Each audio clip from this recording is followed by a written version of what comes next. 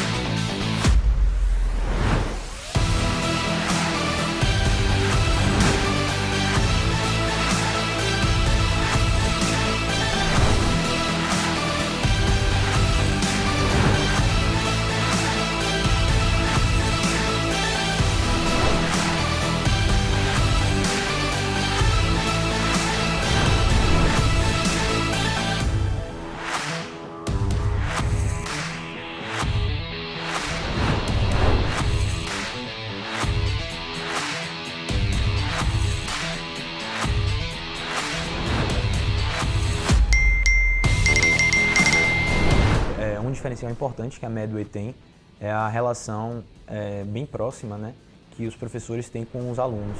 Fazer o curso tirou muita angústia que eu tinha, facilitou muito a jornada, aí, no sentido de entregar alguns tópicos já que a gente precisa. Os professores estão sempre bastante presentes. A Medway me mostrou que eu poderia mudar a minha formação como médica e não só como concurseira naquela época. Então ela mudou meu mindset para que eu viesse preparada para São Paulo para ser uma grande residente, mas também uma grande médica no futuro.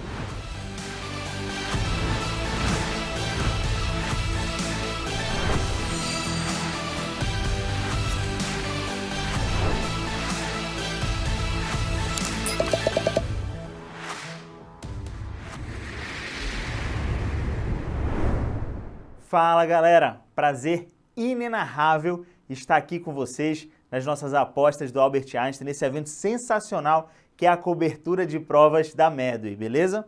Para quem não me conhece galera, eu sou o Daniel Aber, sou cirurgião geral formado pela Unifesp e vou estar aqui com vocês nessas apostas do Einstein e também nas dicas de última hora do Einstein. Galera, as dicas vão acontecer um dia antes da prova.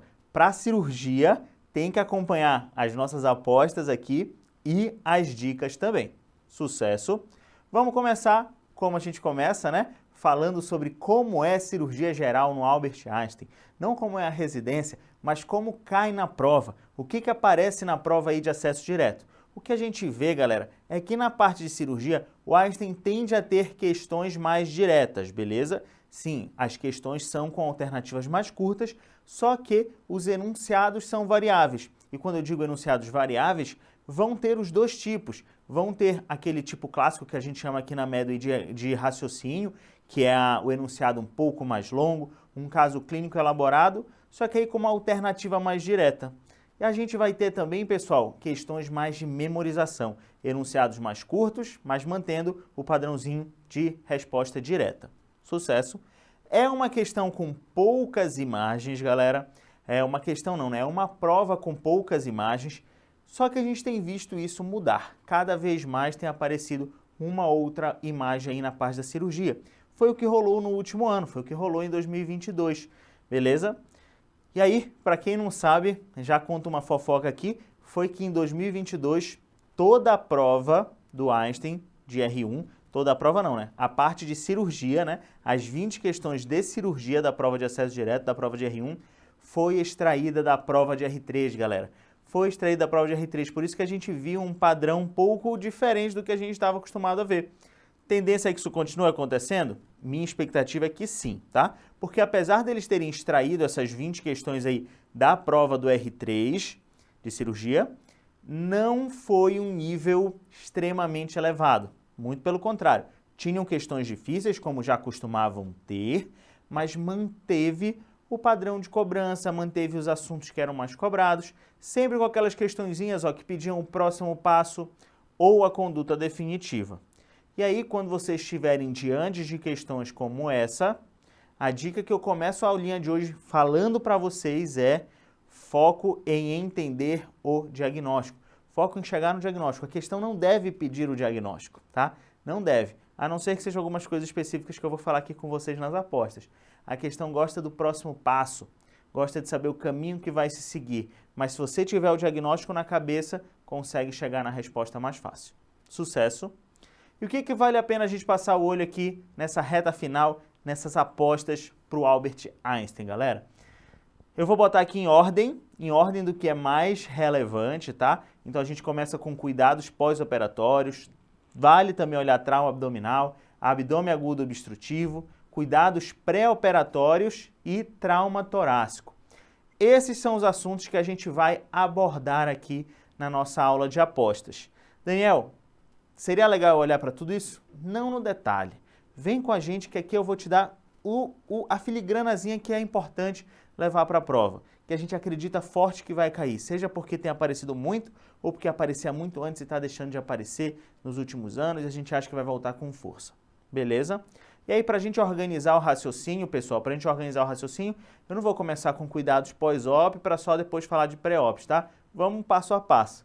Vamos falando de pré-ops primeiro, aí passa por pós-op, aí a gente fala dos outros na sequência.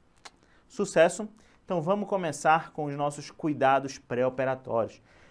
E um assunto que provas como a do Einstein adoram é quando suspender medicações.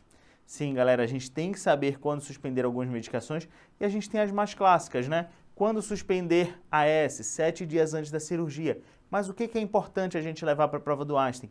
Que nem sempre a gente suspende a OAS, galera. Nem sempre a gente suspende a OAS, que são os detalhezinhos que estão aqui embaixo. Quando que a gente não vai suspender a AS? Pacientes que vão ser submetidos a endarterectomia de carótidas, beleza? Pacientes aí com estente coronariano, pacientes cardiopatas graves, que a gente suspender o AS traz mais risco de vida para esse paciente do que operar ele sob o uso do AS. Esse é o raciocínio, pessoal. Esse é o racional. Se a gente suspender uma medicação vai causar mais dano para o paciente, a gente não vai fazer isso. Beleza? Os demais, galera, clopidogrel, AINE, varfarina, a gente tem que ter a ideia geral, tá? A gente tem que ter a ideia geral. E aí eu queria dar mais um destaque aqui pra gente para os novos anticoagulantes orais, tá? 2 a 3 dias antes, a gente tem que suspender também.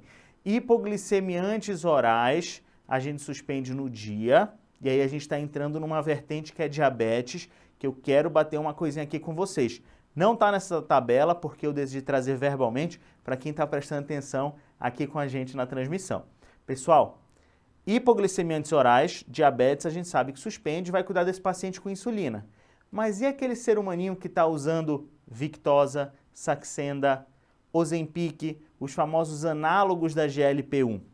Se vocês não sabiam, até pouco tempo atrás, galera, a gente não se preocupava tanto com eles. A gente mantinha o uso.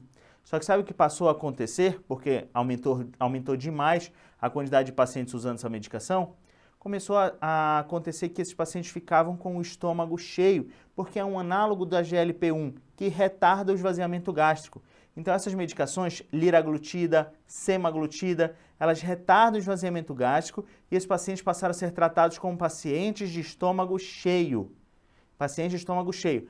Para a cirurgia eletiva, aí é o momento de anotar, hein? Para a cirurgia eletiva, liraglutida, semaglutida ou qualquer análogo de GLP-1 tem que ser suspenso antes do procedimento. Tem que ser suspenso antes do procedimento. E aí a gente vai mais a fundo, mais a fundo. Para quem entende dessas medicações aí para tentar emagrecer, sabe que a liraglutida é de uso diário, enquanto que a semaglutida, que é o Ozempic, é de uso semanal. Então, ó, liraglutida suspende 24, 48 horas. Alguns estudos mostrando até 72 horas, ainda está um pouco discrepante, mas tem que suspender. Provavelmente, se aparecer, vai aparecer alguma coisa aí de 48 horas antes para suspender a liraglutida, beleza? E a semaglutida, pessoal, 7 a 10 dias antes. O Ozempic, aquele de dose semanal, causa tanto acúmulo que o paciente fica sendo considerado de estômago cheio por uma semana. Então tem que suspender e só operar esse doente uma semana depois. Anotado, vamos avançar? Vamos avançar porque tem mais um detalhezinho de cuidados pré-operatórios que é relacionado à classificação da Sociedade Americana de Anesthesiology. O que é importante a gente lembrar aqui, pessoal? Asa tá todo mundo careca de saber, a gente fala muito, tem muita questão sobre isso. Qual é o detalhezinho que o Einstein pode gostar baseado no estilo de prova deles? É justamente o paciente que é completamente rígido, mas fuma, bebe, está gestante, né? Não que estar gestante seja uma coisa ruim igual fumar e beber, né? Estar gestante, na verdade, é uma coisa maravilhosa aí, tá vindo um bebê para o mundo, claro, se for desejado. Hipertensão e diabetes controlados entram como asa 2. Então, esses detalhezinhos, pessoal, saber que o paciente que seja mesmo rígido, que não tenha nenhuma doença, que não tome nenhuma medicação, mas fuma ou bebe, ou a moça que está gestante, entram como asa 2. Esses detalhezinhos que uma prova como a do Einstein pode gostar. Beleza? Sucesso. E aí, para a gente nunca esquecer, foi o que eu reforcei aqui da hipertensão e diabetes, porque é um clássico de aparecer um caso clínico de um paciente com hipertensão e diabetes controlados e a gente classificar como asa 2, porque se não tivesse controlado, ia para o asa 3. Sucesso? O restante, né? Asa 4 já é aquela doença sistêmica incapacitante, 1 é o completamente rígido e aqui o 4 é o paciente com morte cerebral. O Einstein pode cobrar alguma coisa assim, galera. O Einstein gosta desse assunto, morte encefálica, falar sobre o óbito, comunicar a família, e aí saibam aí, conheçam o asa 6. Se for cirurgia de emergência, acrescentar o Ezinho do lado. Vai que aparece alguma coisa assim, né? Sucesso. Cuidados pré-op, galera. Era isso que a gente tinha para bater aqui nas nossas apostas. Vamos dar uma olhadinha sobre cuidados pós-op. E, se vocês lembram bem, cuidados pós-operatórios era o primeiro item da lista ali sobre o que valia a pena a gente bater o olho. Porque é o que é importante. Então, se você está afim de só assistir um pedacinho dessa transmissão, esse é o pedacinho, beleza? O que eu trouxe aqui para conversar com vocês é sobre cuidados com o dreno. E a primeira pergunta que a gente tem que se fazer é onde esse dreno está alocado? Lembrem disso, pessoal. A gente só vai usar um dreno em uma cirurgia se ele tiver uma função. Se for deixa aí drenada a barriga para ver o que acontece. Isso não existe. A gente deixa um dreno para vigiar alguma coisa. Um dreno para vigiar uma anastomose de risco gastrointestinal. Um dreno para vigiar uma sutura que a gente fez na via biliar. Um drenozinho de Kerr, por exemplo. E aí, essa é a nossa primeira pergunta. Onde está alocado este dreno? Tá? E se a gente souber responder isso, a gente vai conseguir entender que tipo de secreção vai estar saindo por ele. Lógico, se eu sei que tem um dreno na via biliar, o dreno de Kerr, famoso, eu espero que o aspecto desse dreno seja bilioso. Se for um dreno na cavidade abdominal, tá? Na cavidade abdominal como um todo, a gente produz líquido ali e esse líquido que é produzido é seroso, podendo ser até serohemático, só que muito mais seroso do que hemático, beleza? Na parede abdominal, galera, quando esse dreno está na parede abdominal, o que a gente quer é que o líquido drenado seja serohemático, afinal está na parede abdominal. O próprio trauma do dreno ali às vezes causa um pouquinho de sangramento, mas mesma história de estar um dreno ali dentro da barriga, é para estar mais seroso do que hemático. E já no subcutâneo, famosos drenos aí de subcut, que às vezes a plástica deixa, uns drenos gigantescos ali para prevenir a formação de seroma, vai vir seroso, Sucesso. Daniel, é importante eu saber isso? Sim. Se a gente começa a estruturar o nosso raciocínio para onde esse dreno está alocado, o que eu espero vir nesse dreno, eu consigo raciocinar caso o aspecto seja incoerente. Se o aspecto que eu estou vendo de um dreno que está dentro da barriga está incoerente com o que era para ter, alguma coisa de ruim está acontecendo. Ele pode ter uma fístula, por exemplo, quando uma sutura intraabdominal abre, e aí uma sutura gastrointestinal, digamos, e tinha um dreno ali vigiando, o aspecto do dreno fica fecaloide. Fica fecaloide. Ele devia estar seroso, meio seremático, está fecaloide, alguma coisa de errado está acontecendo. Beleza? Então, uma mudança de aspecto desse dreno é importante. Outra coisa que é importante é a gente atentar ao volume que está sendo debitado. Em relação ao débito, beleza? Em relação ao débito, a gente tem algumas expectativas, principalmente quando o dreno está intraabdominal. Então, primeira coisa que a gente vai olhar é a mudança de aspecto. Outra coisa que a gente vai olhar é se o débito está muito alto. E aí seria fácil eu falar isso aqui, né? Débito está muito alto e seguir o jogo. Mas o que é o débito alto? Baixo débito, pessoal, baixo débito é quando a gente tem menos de 200 ml sendo drenado por dia. Menos de 200 ml, em geral, para drenos intraabdominais, a gente já considera baixo débito. E aí, conforme a gente vai superficializando na barriga, isso vai caindo, né? Se for um dreno ali de parede abdominal menor do que 100, já é pouco. Se for um dreno bem superficial, subcute, ou alguma coisa que esteja vigiando só uma coleção que a gente drenou ali de pele, 50 ml. Mas, em geral, menos do que 200 ml a gente já vai ficando tranquilo. Moderado é entre 200 a 500 e o alto débito é acima de 500. O Einstein já pegou nisso, pessoal. Era uma questão que o paciente estava relativamente bem, mas botou um débito de 800 ml, drenando full. O que tinha que fazer? Tinha que levar para a cirurgia. Não tinha muito o que se fazer. Beleza? E sempre não podemos esquecer de observar a cirurgia do paciente, porque eu me recuso a falar esse nome aqui, brincadeira. A gente tem que observar a clínica do paciente, pessoal. Tem que observar como esse paciente está se comportando, se ele está com sinais de sepsis, se não está, como é que está o exame físico, tudo isso é relevante. Beleza? Deu para estruturar o raciocínio? E aí, galera, se a gente estrutura esse raciocínio, a gente pode começar a pensar nos diagnósticos aqui das complicações de maneira mais tranquila, né? Seroma. O que é o seroma? É aquela coleção líquida que fica acumulada que a gente resolve com a punção simples e curativo compressivo. Sim, seroma é uma complicação que aparece bastante e se tiver um volume aí considerável, geralmente a gente considera acima de 20 ml, a gente já pode drenar. Mete a agulhona e drena. Sucesso. Menos do que isso, pessoal, 10 ml, 5 ml, principalmente se estiver bem espalhado, né? Bem esparso no subcute, a gente deixa lá que reabsorve. Hematoma, pessoal. O que a gente faz com hematoma? Compressão local ou drenagem com abertura dos pontos. É um clássico se acumular sangue embaixo de uma ferida operatória e a gente precisa abrir um ou outro pontinho para que esse sangue saia, para que esse hematoma saia, porque o sangue é um meio de cultura para bactérias. E aí, eventração e evisceração. Quem aí está tinindo em saber diferenciar evisceração de eventração? Vamos lembrar? Quando a gente está fechando uma barriga, de dentro para fora, a gente fecha a nossa aponeurose, né? E a gente fecha a pele.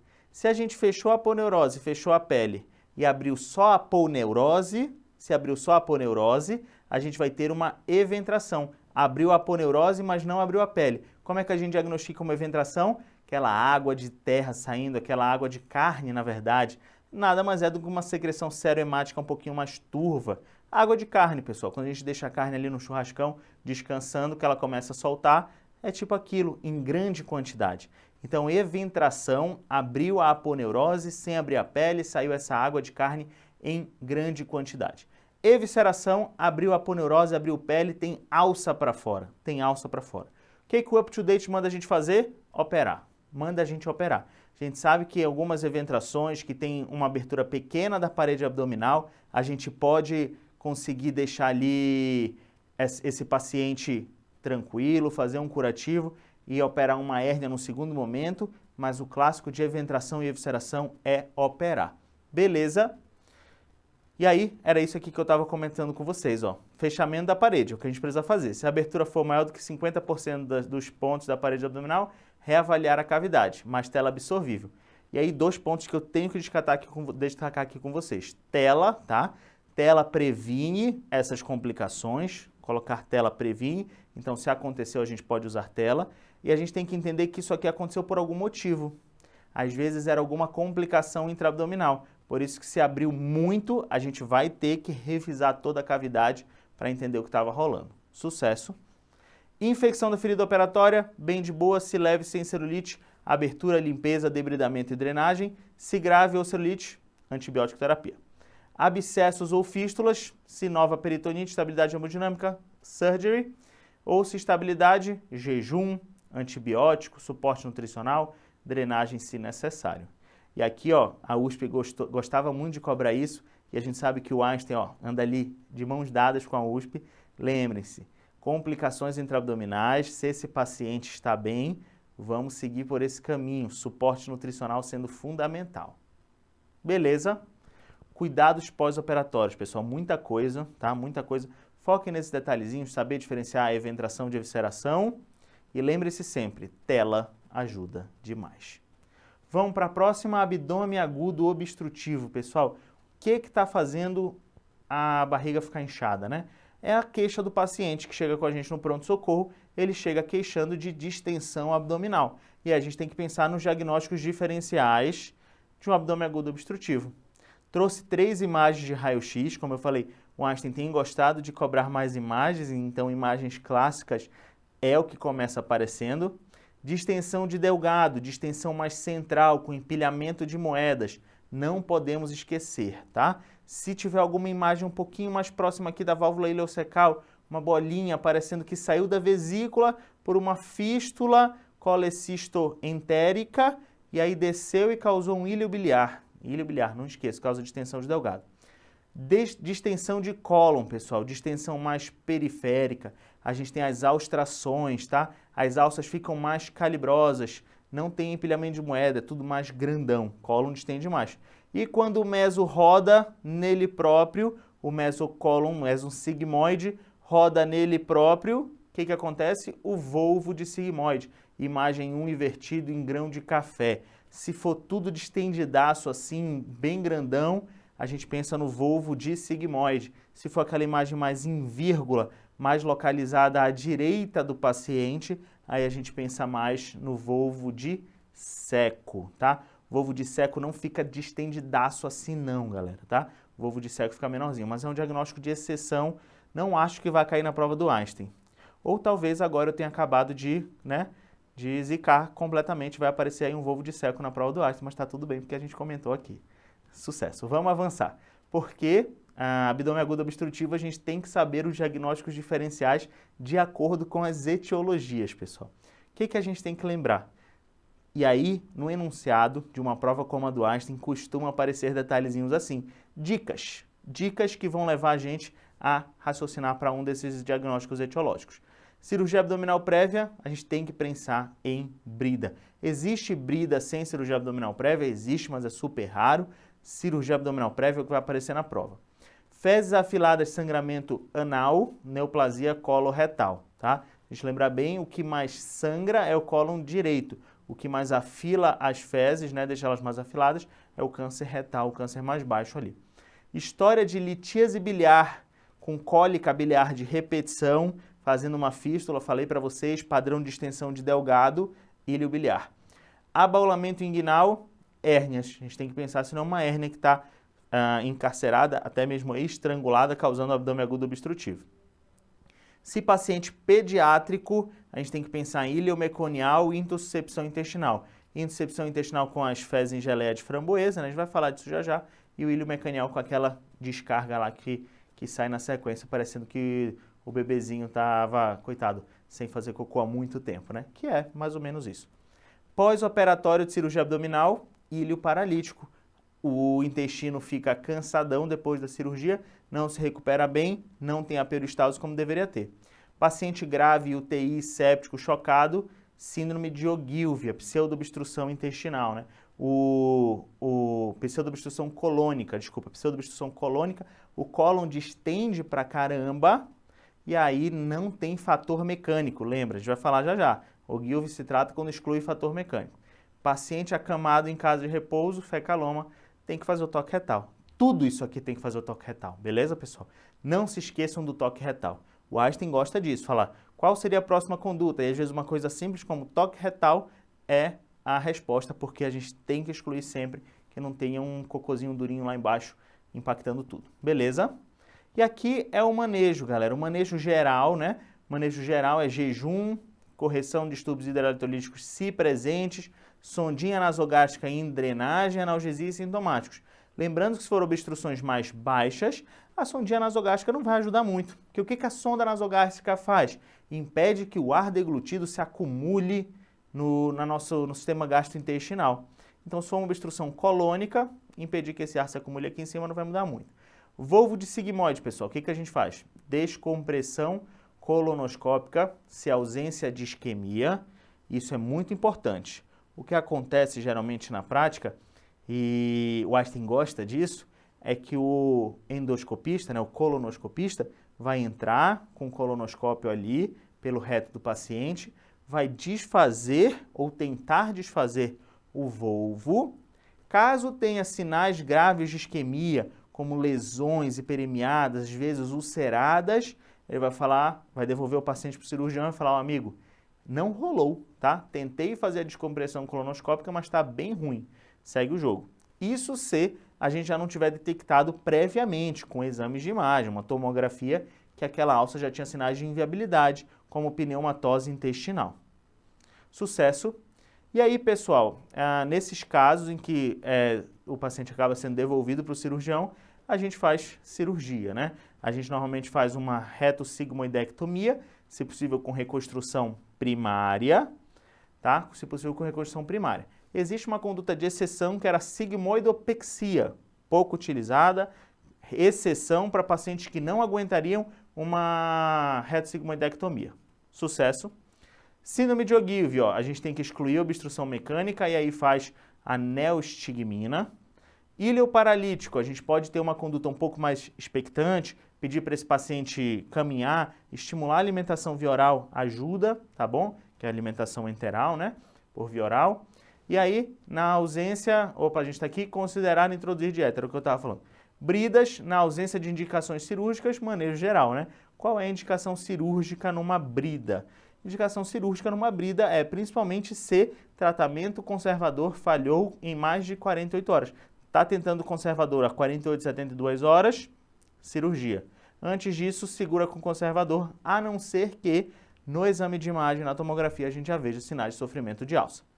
Ilho biliar não tem como resolver, tem que entrar, fazer uma enterotomia, tirar a pedra que está impactada, fechar o intestino e, se possível, operar na mesma cirurgia a vesícula. Não tem evidência, tá? Não tem diferença estatística entre operar em um segundo momento ou operar no mesmo tempo a vesícula, mas aí varia de serviço para serviço, difícil aparecer essa cobrança em relação ao Einstein. Se for no Einstein, é melhor tentar tudo de uma vez só, se aparecer alguma coisa, é melhor resolver tanto o ilho biliar quanto a colecistite, que foi o que causou, né, a fístula ali, colecistoentérica, no mesmo ato cirúrgico. Neoplasia coloretal, variável. Venham para a aulinha de dicas, porque a gente vai falar de neoplasia coloretal lá. Sucesso! Trauma abdominal, pessoal, avançando, trauma abdominal. O que é legal a gente saber de trauma abdominal para uma prova como a do Einstein? Não tem como a gente ir para ela sem relembrar as indicações de laparotomia de acordo com o tipo de trauma. Beleza? Trauma contuso, trauma fechado. O que a gente tem? A gente tem que as indicações são peritonite ou instabilidade hemodinâmica com FAST positivo. E leiam com atenção. Instabilidade hemodinâmica com FAST abdominal positivo. Eu só vou lapar a barriga desse paciente depois que eu ter certeza que está sangrando da barriga mesmo. O FAST tem que vir positivo. Daniel, e se eu não conseguir fazer o FAST? Não vai levar o paciente instável para a tomografia. Não vai.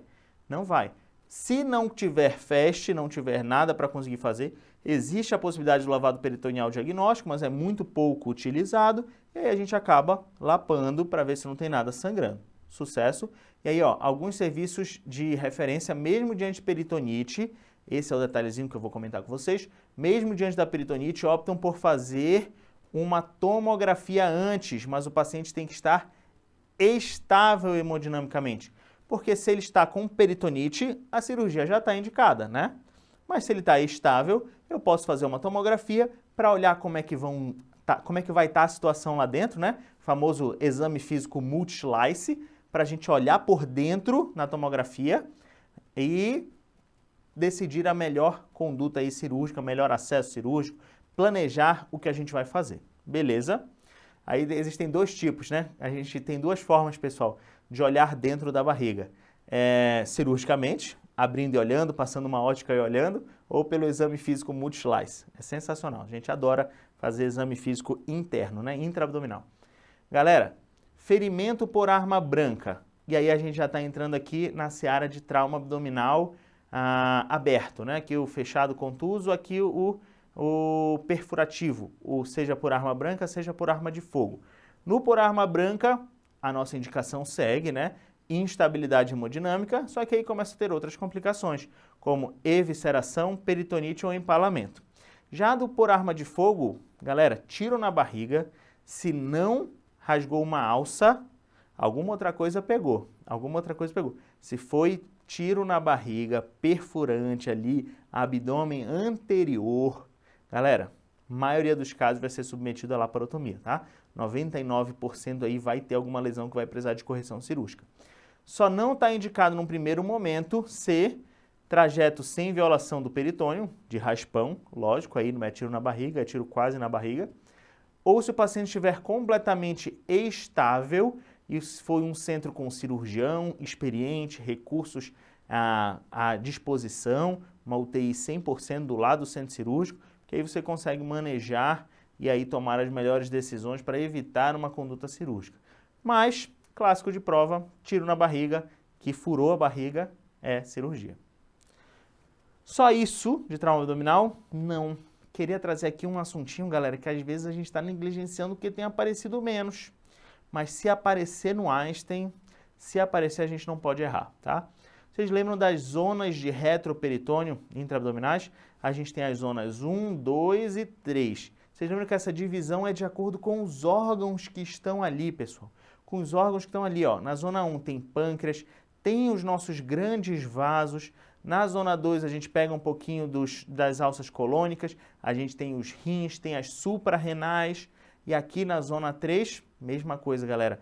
Os vasos, que ainda são grandes, mas não são tão grandes quanto na zona 1, são as ilíacas. E de acordo com a lesão que a gente apresentar aqui em uma dessas regiões, que a gente não, graças a Deus, que o paciente, né? Já dizia o livro Top Knife, primeira coisa que o cirurgião tem que se lembrar diante de um sangramento abundante é que o sangue não é dele. E então a ferida é no paciente. Galera, zona 3, e tem que, só um disclaimer, antes da gente avançar para o próximo slide, um disclaimer.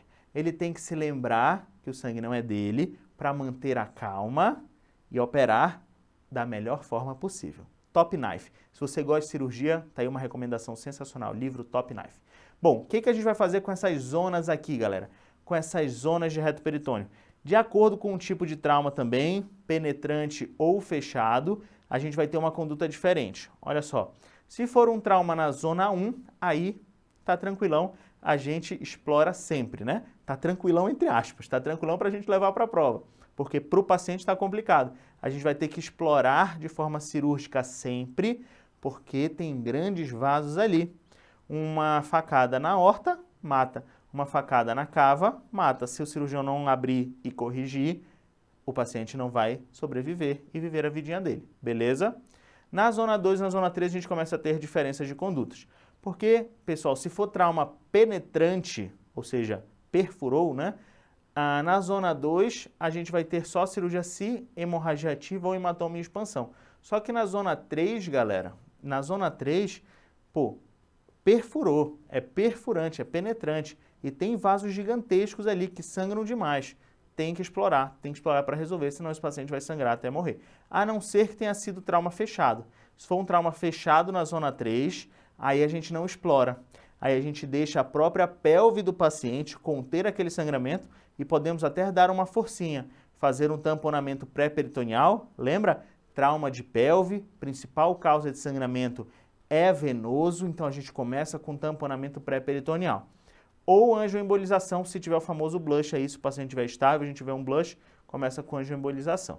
Na zona 2, para trauma fechado, galera, se hematoma em expansão não tem jeito, a gente tem que explorar, mas se a gente tiver falha aí, ó, no controle da hemorragia, a gente pode tentar angioembolização também, porque provavelmente foi uma lesão por cisalhamento de algum dos vasos e a angioembolização é efetiva. Sucesso! Trauma abdominal, galera, era isso. Vamos falar agora rapidinho de trauma torácico. E são dois assuntos que são muito quentes, tá? Tá aí, ó, top 3 das apostinhas de hoje. Trauma abdominal, trauma torácico, mas o top 1 é cuidados pós-operatórios, ou são os cuidados pós-operatórios, né? Galera, trauma torácico é um clássico em prova. E normalmente a gente consegue definir a conduta, a gente consegue saber o que vai acontecer com esse doente de acordo com o exame físico. Se a gente fica atento a alguns parâmetrozinhos que aparecem no enunciado da questão, a ausculta do pulmão, do coração, como está o aspecto da jugular, como está a percussão e como é que está a hemodinâmica desse paciente, a gente consegue desvendar o mistério e acertar as questões, beleza? Se for um pneumotórax hipertensivo, o que a gente vai ter é uma ausculta reduzida ou abolida no pulmão, mas no coração vai estar sem alterações. Se for um pneumotórax hipertensivo, galera, apesar da gente não ter alterações cardíacas, esse pneumotórax, esse excesso de ar que está acumulado ali, vai fazer um acotovelamento dos vasos da base e vai causar turgência de jugular. Então, as jugulares vão estar túrgidas. Percussão vai estar hipertimpânica e o aspecto hemodinâmico do paciente vai estar chocado. Sim, o paciente com pneumotórax hipertensivo vai estar chocado. E já já a gente vai falar sobre as condutas nisso tudo. Aqui o foco dessa tabela, galera, é a gente diferenciar, né? Se eu falei do pneumotórax que as jugulares estão túrgidas, a gente tem que olhar quando que elas vão estar túrgidas também, para a gente, caso apareça isso na questão, já acione a caixinha de diagnósticos diferenciais relacionados a isso. Ó, tamponamento cardíaco vai estar chocado também, só que a gente vai ter alteração cardíaca, alteração na ausculta cardíaca, enquanto que a gente não vai ter alteração na ausculta pulmonar. E aí, ó, essas únicas situações que vão estar túrgidas de verdade. No pneumotórax aberto pode até estar um pouquinho túrgida, mas não é o que aparece na prova. Se tiver colabadas jugulares, pessoal, se tiver colabada, a gente tem que pensar que esse paciente está chocado demais, que não está se acumulando sangue lá, e é o famoso hemotórax maciço, 1,5 litro de sangue na caixa torácica ali, e aí não tem jeito, tem que drenar. A gente vai falar de conduta já estou querendo passar para as condutas. Belezinha, sucesso. O diferentão, que também gosta de aparecer em provas como a do Einstein, é o tórax instável, galera. Por quê? Ele vem muito sem alterações, né? Vocês lembram? Tórax instável, pessoal. Tórax instável, 2 ou mais costelas fraturadas em 2 ou mais segmentos consecutivos ali. O tórax instável tem aquele balanço na respiração. E normalmente o trauma é de energia tão forte que vai causar contusão pulmonar. Contusão pulmonar leva a estertores. E se a gente lembra bem, contusão pulmonar, eu não vou confundir com pneumonia, eu não vou começar antibiótico, beleza? E é justamente isso que a gente vai falar agora aqui, ó, nas condutas, tá? Nas condutas. Pneumotórax hipertensivo é um clássico, não pode errar.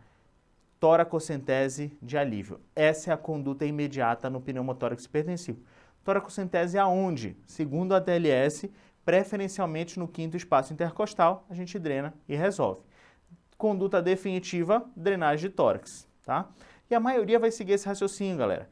Drenagem de tórax, hemotórax maciço, que é a toracotomia, né? Mas sempre vai começar com uma drenagem de tórax para a gente ver sair um montão de sangue, que é o que está explicitado aqui embaixo na tabela.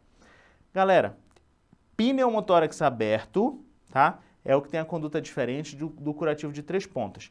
E eu queria ressaltar com vocês aqui um detalhe. Apareceu na FAMERP ano passado e provas também, como a do Einstein, gostam disso. Tamponamento cardíaco. Tamponamento cardíaco, a conduta de escolha é a toracotomia ou a esternotomia de emergência para fechar a lesão. Imagina só, o coração do paciente está com uma lesão na parede e está sangrando. Está saindo sangue pelo coração desse paciente. Se eu só fazer uma pericardiocentese, eu vou aliviar o acúmulo de sangue do saco pericárdico, vou melhorar inicialmente a clínica, mas vou exsanguinar esse paciente pela pericardiocentese, se eu deixar um dreno lá aberto. Ah, mas eu posso só drenar e depois tirar. O que vai acontecer? Vai voltar a se acumular sangue e esse paciente vai voltar a fazer um tamponamento cardíaco. Então, a conduta de escolha é toracotomia ou esternotomia, é reparo da lesão cardíaca, beleza? E em forma de exceção, medida salvadora de vida, aí a gente faz a pericardiocentese, a gente faz a punçãozinha de Marfan para salvar a vida desse paciente ou em caso de impossibilidade cirúrgica. Beleza? Deu para entender essas diferenças? Se atentem no detalhezinho, galera, porque trauma torácico é isso. Trauma torácico é o enunciado que vai aparecer uma coisa ou outra para guiar em relação a um diagnóstico ou alguma complicação. Só por desencargo de consciência que eu comecei a falar ali na hora do tórax instável. Então vamos reforçar aqui, ó. Tórax instável, aquelas fraturas bizarras de costela, causando aquele balanço que está muito associado à contusão pulmonar. Apesar da gente escutar estertor, de muitas vezes esse paciente está com a tomografia parecendo que tem pneumonia, dele está com exame com leucocitose PCR aumentado, isso aqui é só decorrente do trauma, a gente não vai começar antibiótico. Conduta é analgesia otimizada. Beleza? Deu para amarrar tudo? E como eu falei para vocês, isso aqui é só o começo, galera. A gente falou de cuidados pré e pós-op, pós-op aí, ó, super relevante. A gente falou de trauma abdominal, trauma torácico. A gente falou também de vários detalhezinhos dentro de cada uma dessas coisas que podem aparecer na prova de vocês. Só que a gente ainda tem as nossas dicas de última hora.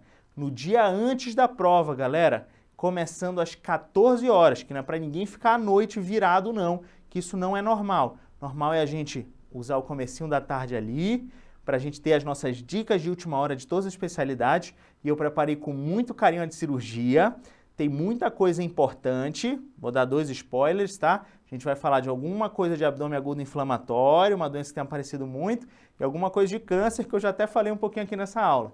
Venham com a gente nas dicas de última hora, que vale super a pena. Aquele gásinho para ficar assistindo de boa, para se preparar para o descanso final antes de brilhar na prova. Sucesso! Então, dicas de última hora, um dia antes da prova, começando aí às 14 horas. E depois, no after da prova, a gente tem as lives de correção das principais instituições do Brasil, tudo disponível no YouTube. A gente faz algumas ao vivo, então é bem legal para vocês entrarem no chat com a gente, tirarem as dúvidas, às vezes trazerem algum ponto aí que vocês pensaram e a gente ajudar na elaboração de um recurso, porque aquelas que a gente acha que vai dar recurso, a gente já lança o recurso. Sucesso? Mas é bem legal vocês estarem no chat com a gente, porque a sinergia é absurda, é um momento que todo mundo quer sair ganhando, né? O seu pontinho e a gente a sua aprovação, que é o que deixa feliz. Sucesso! Galera, sensacional! Espero que vocês tenham curtido essas nossas apostas aqui do Albert Einstein. Provinha boa, que eu tenho certeza que vocês vão mandar muito bem. Um beijo no coração de vocês.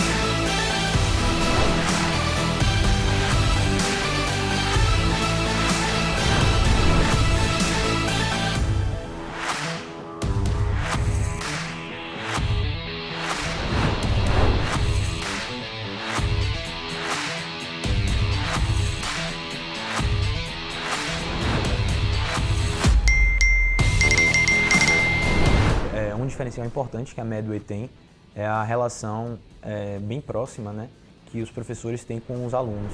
Fazer o curso tirou muita angústia que eu tinha, facilitou muito a jornada aí, no sentido de entregar alguns tópicos já que a gente precisa. Os professores estão sempre bastante presentes. A MED me mostrou que eu poderia mudar a minha formação como médica e não só como concurseira naquela época. Então ela mudou meu mindset para que eu viesse preparada para São Paulo para ser uma grande residente, mas também uma grande médica no futuro.